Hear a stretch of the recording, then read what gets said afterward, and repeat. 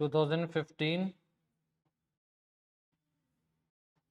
मई का क्वेश्चन हम लोग डील करेंगे। क्वेश्चन एक बार देख लिया जाए।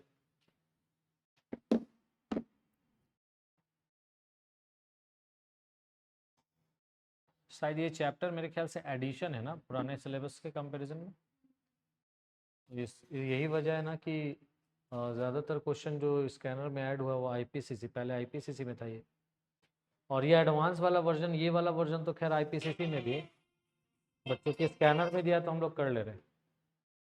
ठीक है, स्कैनर में क्वेश्चन आ गया इसलिए उसको छोड़ नहीं रहे। हेलो हेलो हेलो, ठीक है। देखो क्वेश्चन क्या कह रहा है।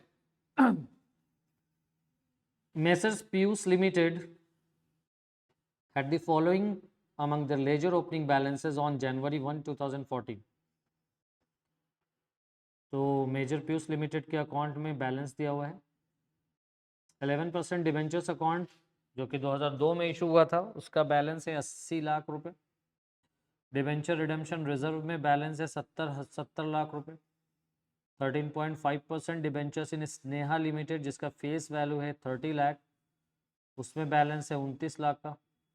ओन डिवेंचर्स अकाउंट जिसका फेस वैल्यू है 30 लाख, उसमें बैलेंस है 27 लाख का।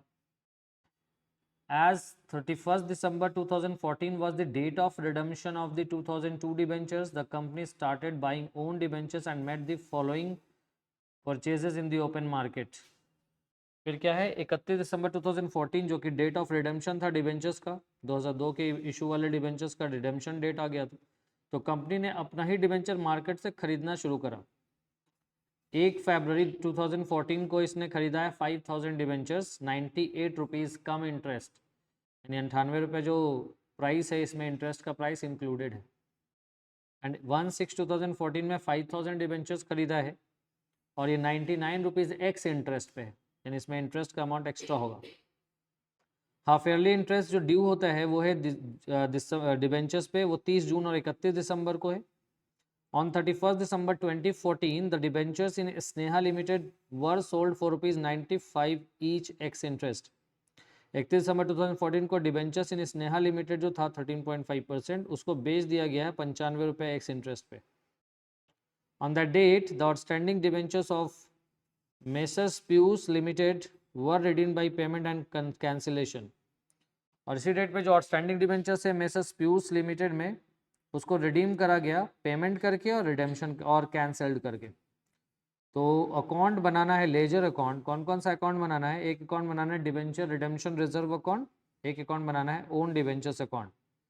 Face value of A debenture ₹100 है, तो दो ही अकाउंट बनाना है। फॉर्मेट ड्रॉ कर लो, हाफ पेज पे बनाना है debenture redemption reserve account and half page पे बनाना है ओन डिबेंचर्स अकाउंट।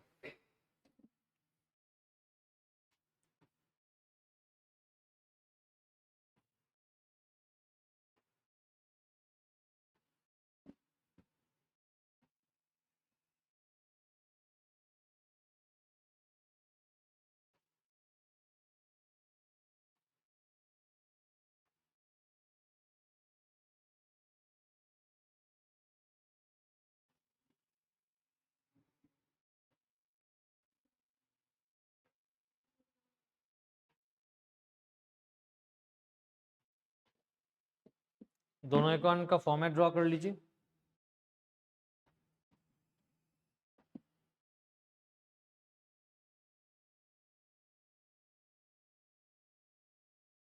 एक तो बनेगा ओन डिबेंचर्स अकाउंट और एक बनेगा डिबेंचर रिडेम्पशन रिजर्व अकाउंट।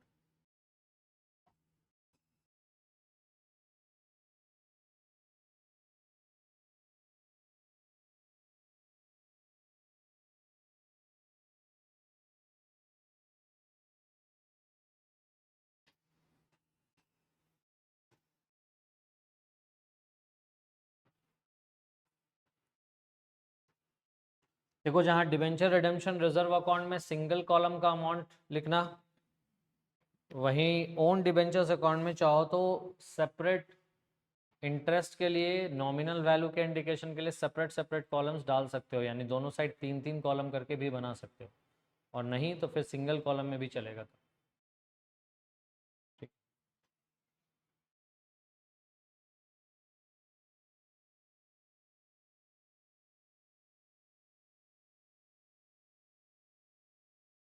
ये दो तो मेन अकाउंट हो गया, सही है। इसके अलावा वर्किंग नोट में आपको बनाना पड़ेगा 11% डिबेंचर्स अकाउंट, 13.5% डिबेंचर इन स्नेहा लिमिटेड अकाउंट। ये दो अकाउंट वर्किंग नोट में बनाना पड़ेगा, ठीक है, वर्किंग नोट का पार्ट होगा, क्योंकि क्वेश्चन के आंसर का मेन पार्ट है यही दोनों account, debenture redemption reserve account and own debentures account. But हमें पता है कि इस क्वेश्चन में और भी इंफॉर्मेशन दिया हुआ है जिसको हमको प्रिपेयर करना है, ठीक है ना। तो 13.5% debentures account, 11% debentures account working note में चला जाएगा, ठीक है। सिर्फ हम कैलकुलेशन यहाँ पे आपको कैलकुलेट करके दिखा देंगे कि कब कौन सा अमाउंट कितना आएगा, इंटरेस्ट का अमाउंट कितना आएगा, अदर अमाउंट कितना आएगा। बाकी अमाउंट हम ओरली कह रहे हैं उसको आप लोग लिखेंगे, ठीक है। फॉर्मेट ड्रॉ कर ली, ड्रॉ नहीं किया जी।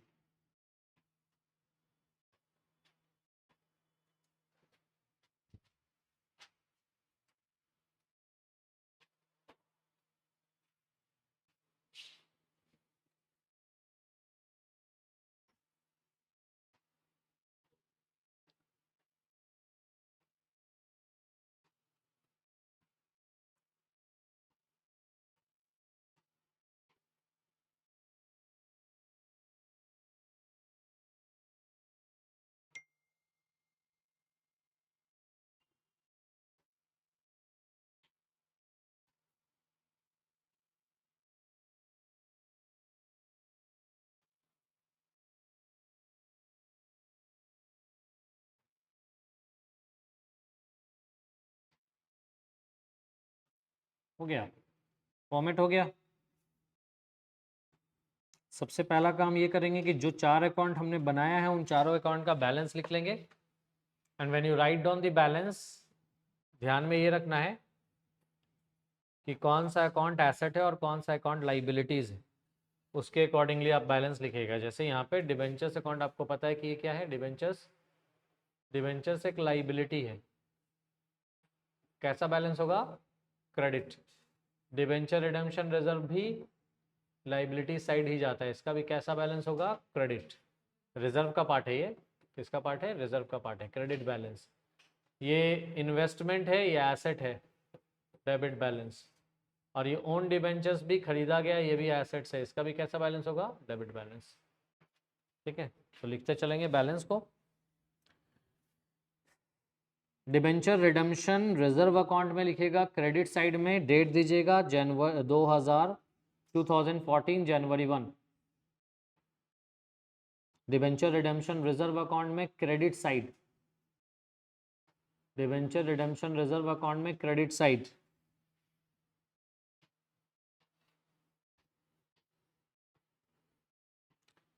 By balance brought down, date में 2014 जनवरी 1, by balance brought down 70 lakh, 70 lakhs,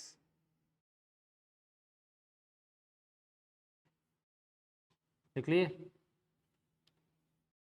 11% उसके अलावा ओन डिबेंचर्स अकाउंट में डेबिट साइड लिखेगा 2014 जनवरी 1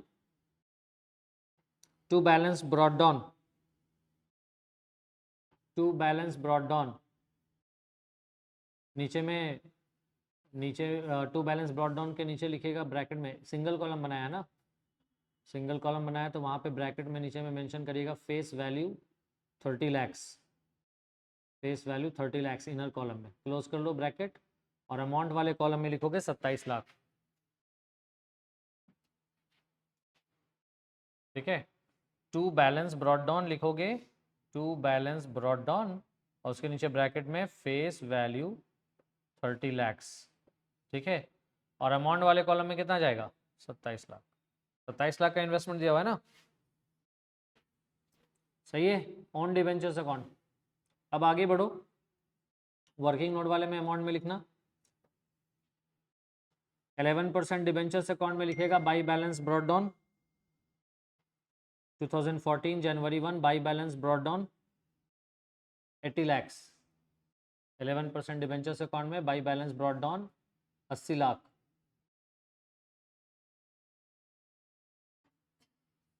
लिख लिए, लाइबिलिटी है ना ये। उसके अलावा 13.5% डिबेंचर्स इन स्नेहा लिमिटेड, उसमें डेबिट साइड में लिखेगा to balance brought down, date दीजिएगा 2014 जनवरी 1।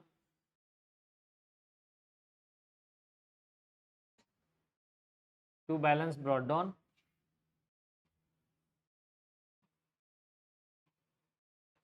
नीचे ब्रैकेट देके फेस वैल्यू 30 लाख, इसमें भी फेस वैल्यू 30 लाख ही है, और अमाउंट वाले कॉलम में 29 लैक्स। ये तो हो गया ये चारों अकाउंट का जो हमने बैलेंस बनाया है, ठीक है ना, जो क्वेश्चन में दिया हुआ है। बैलेंस को हमने सबसे पहले लिख लिया। अब आते हैं आगे, जो क्वेश्चन कह रहा है ना कि 31 दिसंबर 2014 रिडेम्पशन का डेट है, ठीक है, यानी 2002 का जो डिबेंचर्स है ना वो 31 दिसंबर 2014 में रिडीम हो जाएगा, और इस पर्पस के लिए कंपनी ने क्या करा है, अपना ही डिबेंचर्स ओपन मार्केट से खरीदना शुरू करा है। तो देखो ओपन मार्केट से जब डिबेंचर्स खरीदा जाता है तो हम उसका एंट्री यहां पे लिख दे रहे हैं, when debenture is purchased from open market as an investment। तो एंट्री क्या होता है, एंट्री होता है इसका own debentures account debit, screen पे नहीं आ रहा क्यों, स्लो होगा नेट और क्या, बारिश में ऐसे ही चल ही रहा है, क्या हुआ।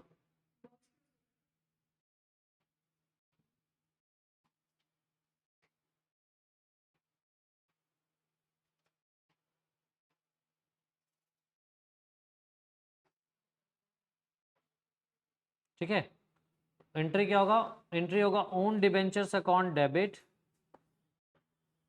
Debenture interest account debit to bank. ठीक है, जब भी ओपन मार्केट से डिबेंचर्स खरीदेंगे और इन्वेस्टमेंट के तौर पे रखेंगे तो एंट्री क्या होगा, own debentures debit, debenture interest account debit to bank.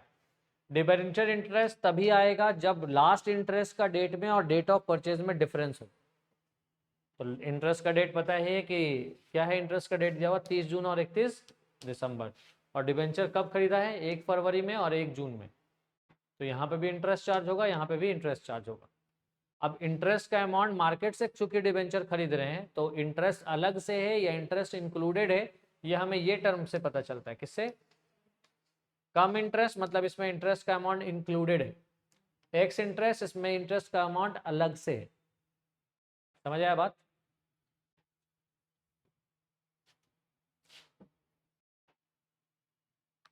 तो ये तो हो गया एंट्री, साइड में लिख लो इसको याद रखने के लिए कि ओन डिबेंचर, चूंकि ये कॉन्सेप्ट में था नहीं आपके बुक में, इसको अलग से डील करना था, इसलिए हमने एंट्री बता दिया कि अगर आप इन्वेस्टमेंट के पर्पज से डिबेंचर्स ओपन मार्केट से खरीदते हैं तो एंट्री होता है own debentures account debit, debenture interest account debit to bank.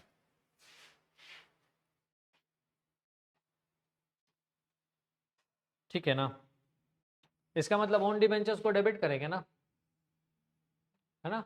तो ओन डिबेंचर्स में डेबिट साइड जाकर के लिखेगा, ओन डिबेंचर्स अकाउंट में डेबिट साइड जाकर के लिखेगा February 1,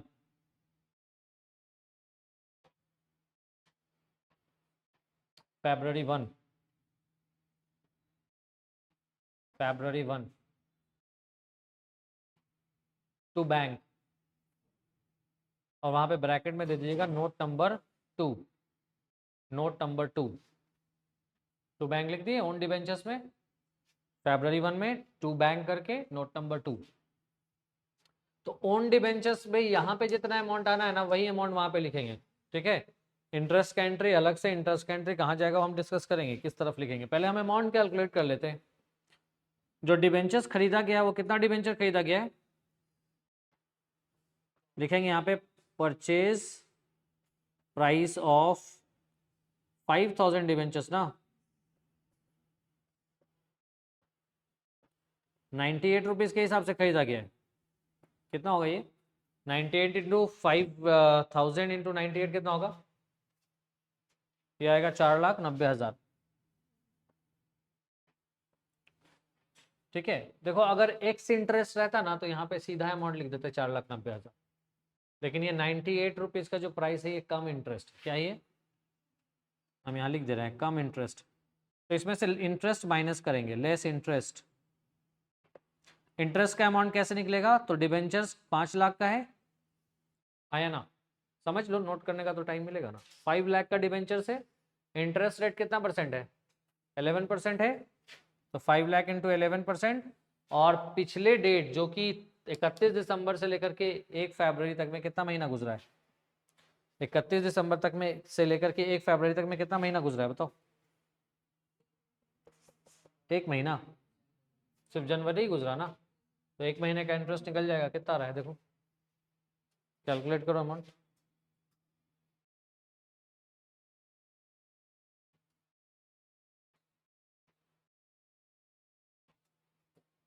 पाँच लाख इंटू 11% डिवाइडेड बाई 12, 4583 आ रहा है। 4583 आ रहा है ना? 4583 माइनस कर दो, ठीक है? तो ये हो जाएगा net price of own debenture. 4,90,000 में से 4583 माइनस करो,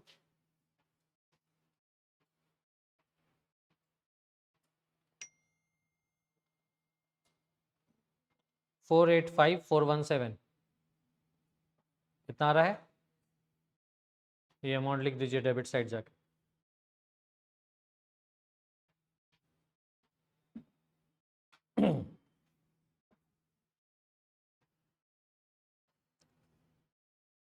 $485,417, ठीक है?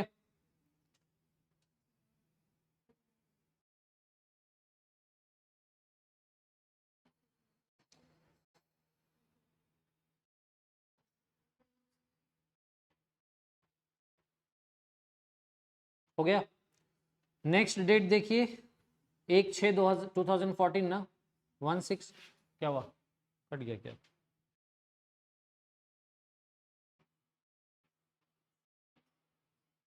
ये तो नोट नंबर 2 करके शो किए ना तुम लोग, क्या कह रहे हो? 5,000 डिवेंचर है ना, 100 रुपये का, 5 ही लाख होगा ना। इंटरेस्ट निकालने के लिए आपको पूरा अमाउंट चाहिए।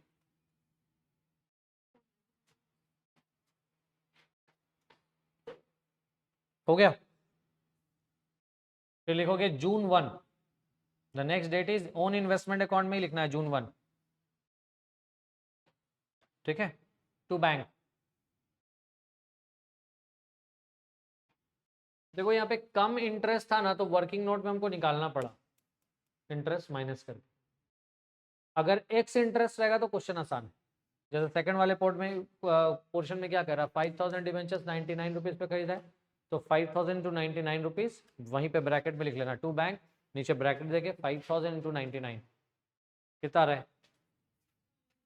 4,95,000। हो गया?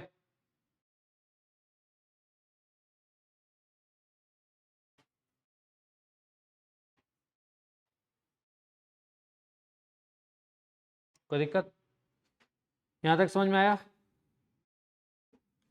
अब देखो डिबेंचर्स का जो रिडेम्पशन का डेट है वो क्या है? हाफ ईयरली इंटरेस्ट ड्यू होगा 30 जून को और 31 दिसंबर को। On the case of both the companies, on 31 December 2014 the debentures in Sneha limited को बेचा गया है 95 रुपये पे एक्स इंटरेस्ट, और इस डेट पे जो आउटस्टैंडिंग डिबेंचर है मिसेस पीयूष लिमिटेड का, उसको रिडीम कर दिया गया कैंसिलेशन के थ्रू भी। अभी 13.5% डिबेंचर्स स्नेहा लिमिटेड के 30 वर्किंग नोट में आ जाओ। वर्किंग नोट में जो 13.5% डिबेंचर्स इन स्नेहा लिमिटेड है लिखा हुआ, to balance brought down 29 lakh का अमाउंट है वहां पे।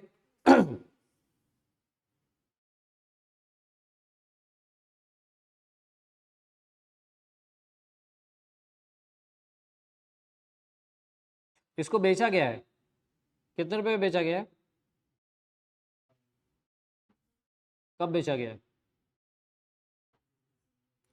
और ये जो वैल्यू है ये 1 जनवरी का वैल्यू है ना, बेचा कब जा रहा है?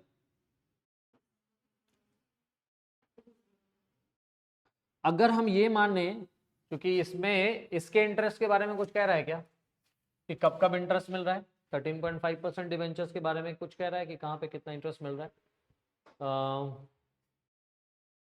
Half yearly interest is due on the debentures on 30 जून 31 दिसंबर, ठीक है। 31 दिसंबर को डिवेंचर्स स्नेहा लिमिटेड का बेचा गया ऑन दैट डेट और स्टैंडिंग डिवेंचर ऑफ, तो इस डिवेंचर्स के बारे में इंटरेस्ट रेट के बारे में कुछ नहीं कह रहा, ठीक है। तो पॉसिबिलिटी दोनों है, हाफ ईयरली इंटरेस्ट है तो हाफ ईयरली इंटरेस्ट के हिसाब से एंट्री करेंगे, और अगर हाफ ईयरली इंटरेस्ट नहीं है, अगर इंटरेस्ट एक साल में मिलता है तो उसके हिसाब से एंट्री करेंगे। बात समझ में आ रहा है? तो इंटरेस्ट का अमाउंट कितना आएगा, 13.5% डिबेंचर्स के हिसाब से इंटरेस्ट का अमाउंट कितना आएगा बताइए।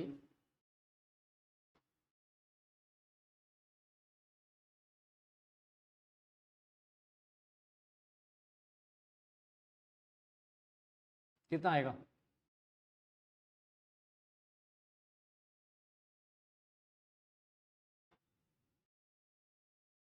कितना आ रहा है? 30 लाख का अमाउंट है ना, 30 लाख के अमाउंट पे 13.5% का इंटरेस्ट कितना आ रहा है, 4,05,000 आ रहा है। अब देखो इंटरेस्ट का एंट्री क्या होगा ये समझो। हम ये क्वेश्चन में चूंकि डेट नहीं दिया कि ये जो इन्वेस्टमेंट है इस पे इंटरेस्ट कब कब मिल रहा है, that means you are free to assume it annually और हाफ ईयरली, ठीक है। अगर हम एनुअली मानेंगे तो एक ही बार इंटरेस्ट का एंट्री करेंगे, और अगर हम हाफ ईयरली मानेंगे तो हमको इंटरेस्ट का एंट्री 2 बार करना पड़ेगा, ठीक है। अच्छा इंटरेस्ट का एंट्री क्या होगा यहाँ पे इंटरेस्ट का एंट्री होगा bank account debit, bank account debit to interest on 13.5% debentures account. चूंकि ये इन्वेस्टमेंट है इसलिए इंटरेस्ट मिलेगा, ठीक है ना। और फिर यही इंटरेस्ट ट्रांसफर हो जाएगा, कहाँ ट्रांसफर हो जाएगा, डीआरआर में। कहाँ ट्रांसफर हो जाएगा ये इंटरेस्ट, डीआरआर में। तो उसके लिए एंट्री क्या करेंगे, फॉर ट्रांसफर ऑफ इंटरेस्ट, ये जो इंटरेस्ट है इसको डेबिट करेंगे, लिखेंगे interest on 13.5% debentures account debit to DRR account, ठीक है। इंटरेस्ट रिसीव होगा, इंटरेस्ट ट्रांसफर होगा, इंटरेस्ट ऑन इन्वेस्टमेंट रिसीव होगा, इंटरेस्ट ऑन इन्वेस्टमेंट ट्रांसफर होगा। इंटरेस्ट रिसीव होगा, पैसे बैंक में रिसीव होगा, और यही पैसा फिर यही अमाउंट इंटरेस्ट का कहाँ चला जाएगा, डिवेंचर रिडेम्पशन रिजर्व अकाउंट, ठीक है। तो ये तो हमने एंट्री आपको समझाने के लिए लिखाया है, एंट्री तो पूछा नहीं है, जर्नल एंट्री तो नहीं पूछा है। इसका मतलब है इंटरेस्ट अकाउंट हम बना रहे हैं क्या, we are not writing any interest account, सही है।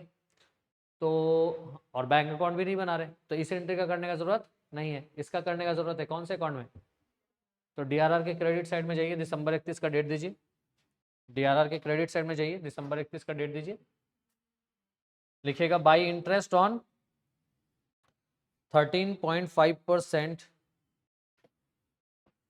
by interest on 13.5% debentures in Sneha Limited,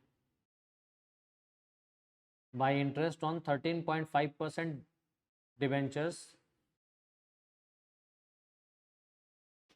in Sneha limited. और वहीं पे नीचे में ब्रैकेट में अमाउंट दीजिए, वहीं पे नीचे में ब्रैकेट में अमाउंट दीजिए, अमाउंट में लिखिएगा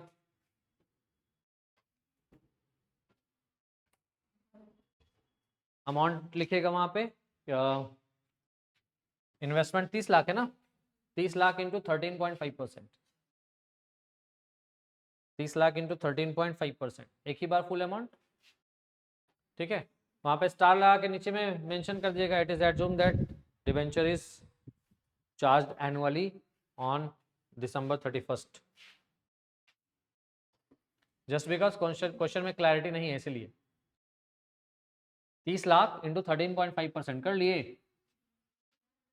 30 लाख इंटू 13.5%, 4,05,000 आया।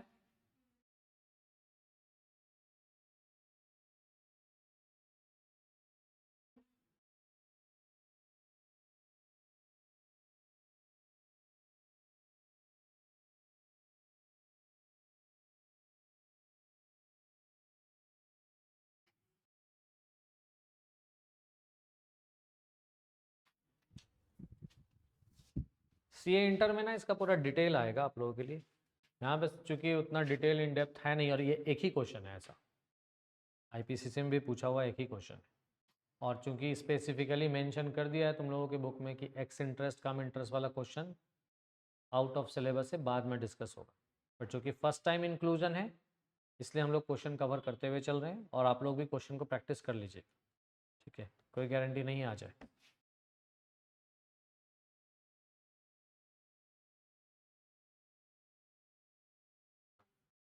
तो देखो इंटरेस्ट का अमाउंट, जो बाहर में जो पैसा इन्वेस्ट हुआ है उसका इंटरेस्ट तो डीआरआर में जाएगा ही जाएगा, उसके अलावा जो अपने डिबेंचर में जो पैसा लगा के रखा है ना उसका भी इंटरेस्ट अमाउंट जाएगा, किसमें जाएगा, डीआरआर। तो डीआरआर के क्रेडिट साइड इसी डेट में दिसंबर 31 में ही लिखेगा bye interest on own debentures, bye interest on own debentures, bye interest on own debentures, ठीक है। अब ये इंटरेस्ट का अमाउंट निकाल लीजिए, कितना नोट लिख चुके हो तुम लोग, 2 कि 3, 2 लिखे हो, तो अब नोट नंबर 3 में लिखेगा। देखो शुरू से ओन डिबेंचर्स में कितना 30 लाख है ना,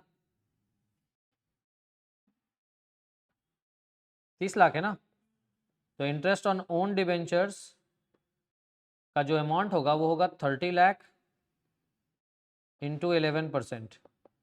इस 30 लाख पे तो पूरा 11% एक साल का रिसीव होगा, सही है। अब देखो इस ड्यूरिंग द ईयर में 5-5 लाख का और डिबेंचर खरीदा है ना, हाँ या ना, कब कब खरीदा है, what is the date of purchase,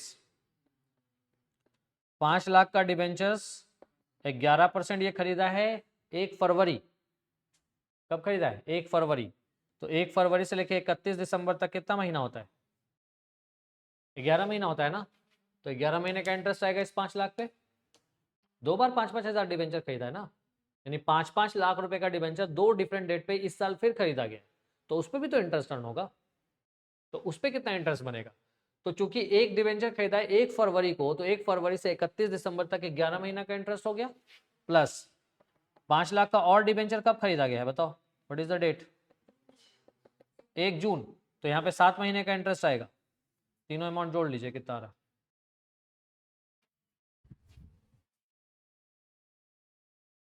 3,30,000 plus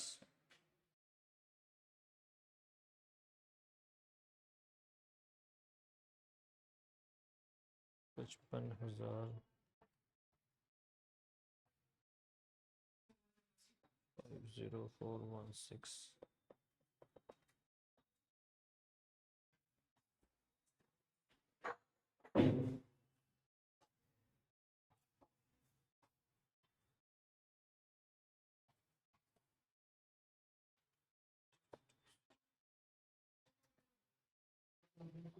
हो गया।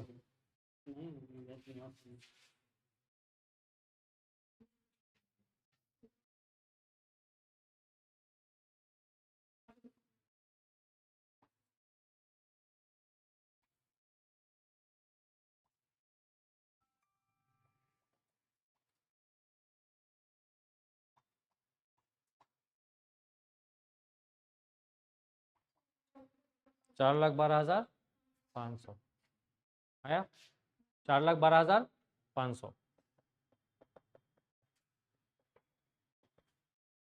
ठीक है।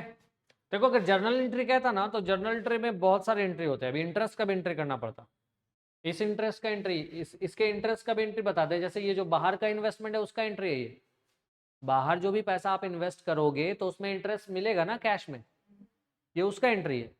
लेकिन अगर अपने ही डिबेंचर्स को खरीद के खुद रखा हुआ है तो इसका इंटरेस्ट का क्या एंट्री होगा, तो उसका एंट्री भी हम साइड में लिख दे रहे हैं कॉन्सेप्ट वाइज, उसको भी बॉक्स में साइड करके लिख लेना कि अगर खुद के डिबेंचर पे इंटरेस्ट का एंट्री बनता है तो उसका एंट्री क्या होगा।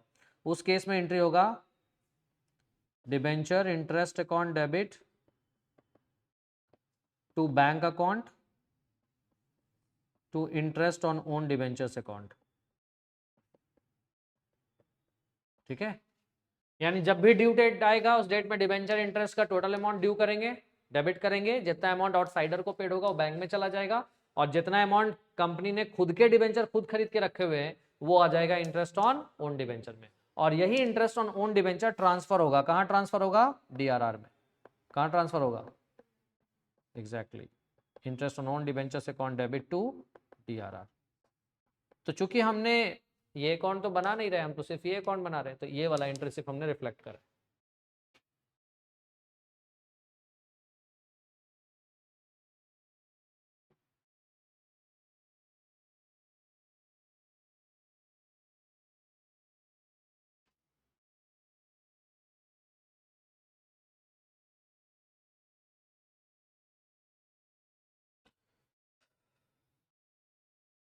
हो गया,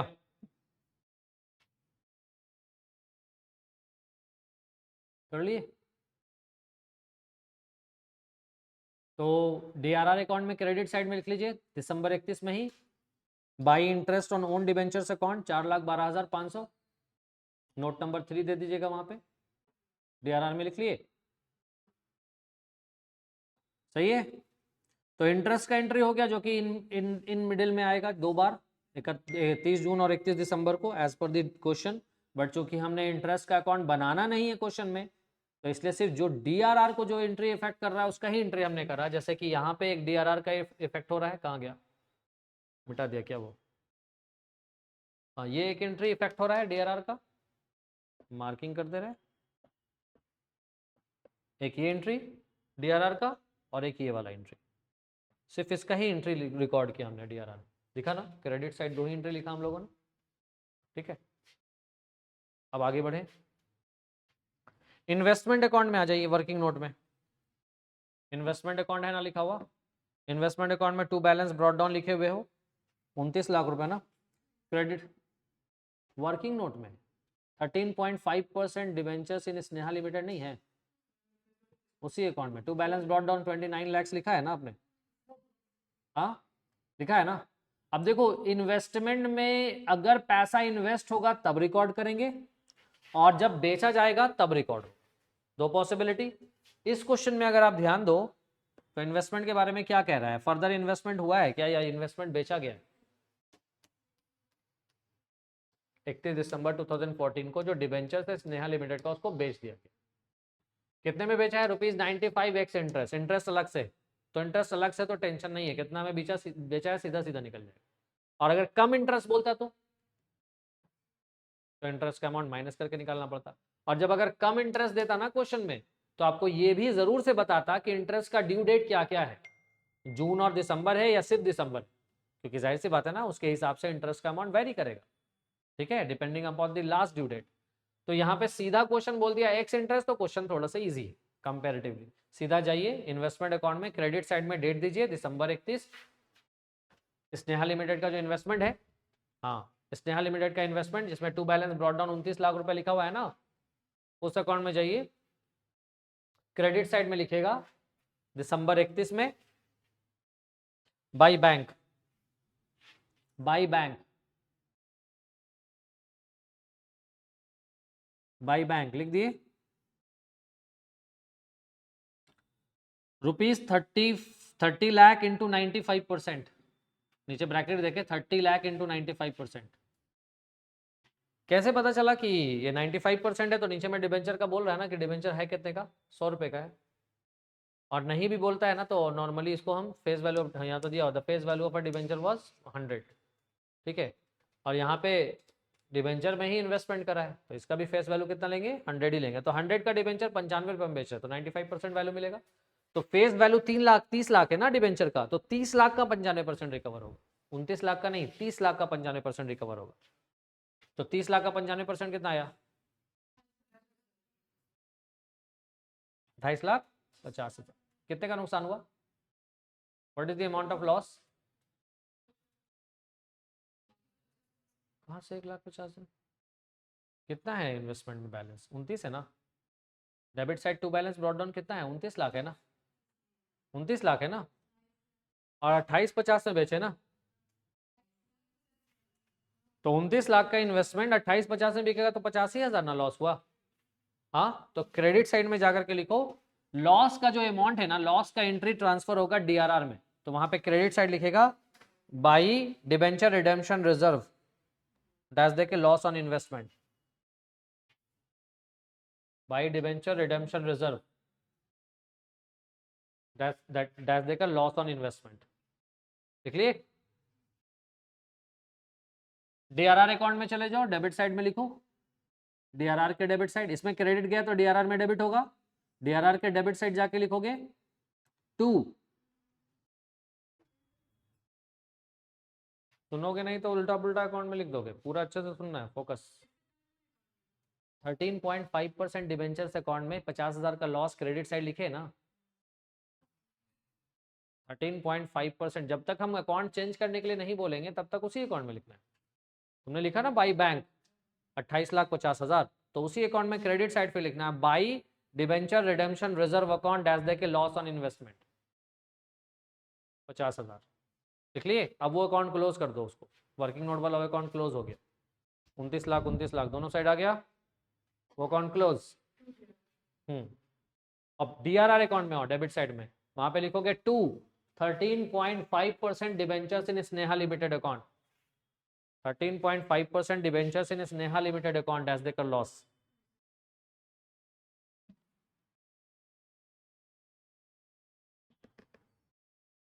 एज देकर लॉस ऑन, सिर्फ लॉस लिखोगे या loss on sale of investment, detail चाहो तो लिख सकते हो, 50,000 का अमाउंट मेंशन कर दो, हो गया?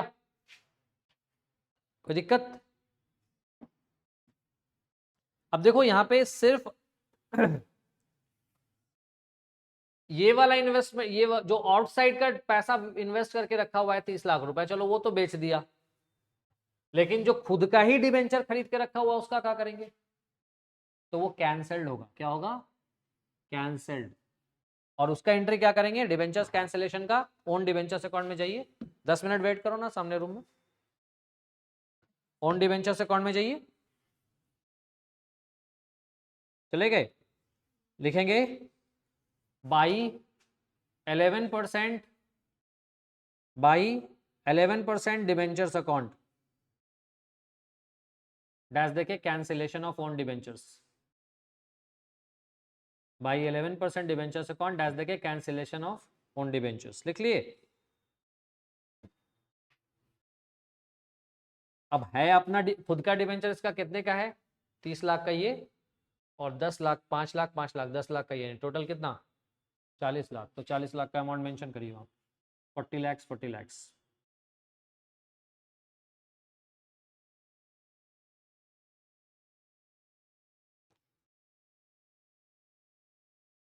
हो गया?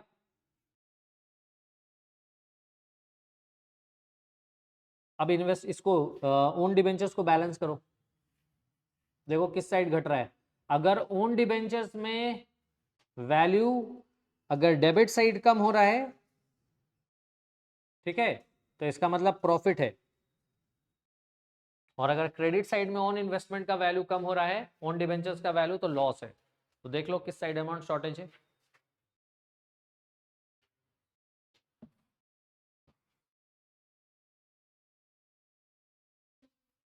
डेबिट साइड कम हो रहा है तो लॉस है ये। और ये जो इन्वेस्टमेंट है ना, लंबे समय से इन्वेस्टमेंट चला रहा है, पहले से इन्वेस्टमेंट चला रहा है, दिख रहा है, अभी इसी करंट ईयर में इन्वेस्टमेंट करते हैं, करंट ईयर में सेल कर देते हैं, कैंसिल कर देते हैं, तो ये नॉर्मल प्रॉफिट होता है, प्रॉफिट लॉस में डालते हैं, ठीक है। लेकिन चूंकि ये लॉन्ग टर्म का प्रॉफिट है, तो लॉन्ग टर्म का प्रॉफिट कहां जाता है? कैपिटल रिजर्व में। तो लिखिएगा डेबिट साइड में 2 कैपिटल रिजर्व डैश देके profit on cancellation of own debentures, own debentures के debit side 2 capital reserve dash देके profit on cancellation of own debentures. कितना आ रहा है बैलेंस? ठीक है, 3,19,583। वहाँ पे मेंशन कर देना बैलेंसिंग फिगर, ठीक है, बैलेंस करके निकला अमाउंट। ओन डिबेंचर्स क्लोज कर दीजिए, दोनों साइड इक्वल आ गया।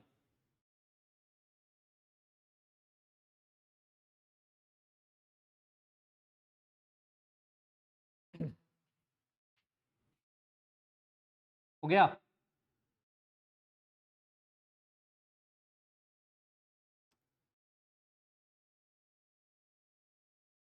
हो गया? अभी 11% डिबेंचर्स अकाउंट जो कि वर्किंग नोट में है, उस अकाउंट में आ जाओ, उसमें लिखा हुआ होगा by balance brought down 80 lakh, debit side में 31 दिसंबर में लिखिए to own debentures account to own debentures account 40 lakhs,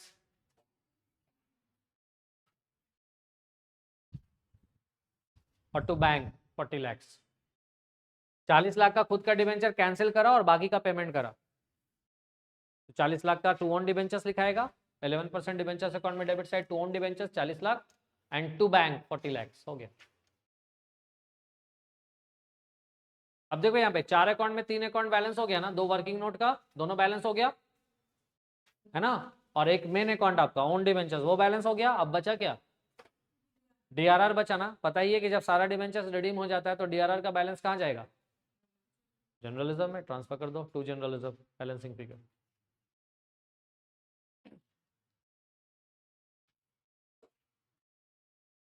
देखो बहुत सारा छोटा छोटा कॉन्सेप्ट इस क्वेश्चन में आया है, 2 से 3 बार प्रैक्टिस कर लीजिएगा इस क्वेश्चन को, एक बार में क्लियर नहीं होगा, ठीक है, 2 से 3 बार प्रैक्टिस चाहिए। एक्स इंटरेस्ट का पॉइंट, कम इंटरेस्ट का पॉइंट, ठीक है, होता ये है कि नॉर्मली एक एक्स इंटरेस्ट का क्वेश्चन चलता है, फिर कम इंटरेस्ट का क्वेश्चन चलता है, फिर उसके बाद मिला के बताया जाता है। यहाँ पे एक ही क्वेश्चन आया है और उसमें सारा कॉन्सेप्ट आ गया, ठीक है ना। तो जितना पॉइंट जहाँ जहाँ पे आया है उन सारे पॉइंट्स पे हमने आपको अलग से साइड से एंट्री भी बताया है, तो उसके हिसाब से आप यहाँ पे लिख लेंगे। प्रॉफिट ऑन कैंसिलेशन कहाँ गया, याद है, कैपिटल रिजर्व में। क्यों गया बता दिए, profit on cancellation of own debentures कहाँ जाएगा, कैपिटल रिजर्व में, क्योंकि वो कैपिटल प्रॉफिट है। 1 साल के बियॉन्ड गया ना तो capital profit, with in 1 year रहा, विद इन 1 ईयर अगर कैंसिल कर दिया तो वो नॉर्मल प्रॉफिट में काउंट करेंगे। क्या हुआ, कोई फायदा नहीं है, लाइट का प्रॉब्लम हो गया, लॉन्ग क्वेश्चन था। एक्स इंटरेस्ट कम इंटरेस्ट का मीनिंग समझ में आ गया आपको, ठीक है। और जो मतलब रिकॉर्डेड लेक्चर से करने का मतलब सुनना और लिखना, उतना ही एफर्ट लगेगा जितना यहाँ पे आप लोगों को लगा है, ठीक है। सिर्फ कैलकुलेशन हमने लिखा है समझाने के लिए और नए नए इंटरेस्ट को लिखा है समझाने के लिए, ठीक है। क्वेश्चन कंप्लीट हो गया आप लोग का, 2015 मई का क्वेश्चन है ये। स्कैनर में जो है आपको इंटरेस्ट का कॉलम के साथ मिलेगा, हमने बिना इंटरेस्ट के कॉलम के साथ बताया, ठीक है। बिना इंटरेस्ट के कॉलम के बनाने का मतलब ये हो गया कि इंटरेस्ट का एक अलग से अकाउंट ओपन होगा, ठीक है।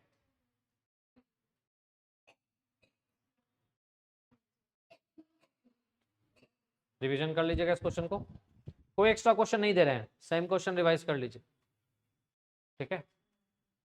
Same question revise it once more, at least 2 times, 2 बार रिवाइज कर लोगे क्वेश्चन समझ आ जाएगा, इस तरह क्वेश्चन आपसे बन जाएगा। अगले क्लास में नेक्स्ट पैटर्न का क्वेश्चन देखेंगे हम लोग।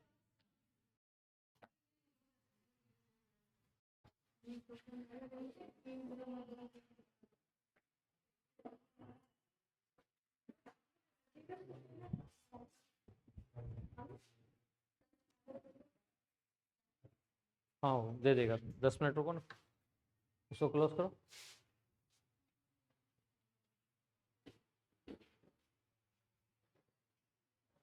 टाइप करवा रहे हैं, कल जो क्वेश्चन बताएंगे वो वाला क्वेश्चन।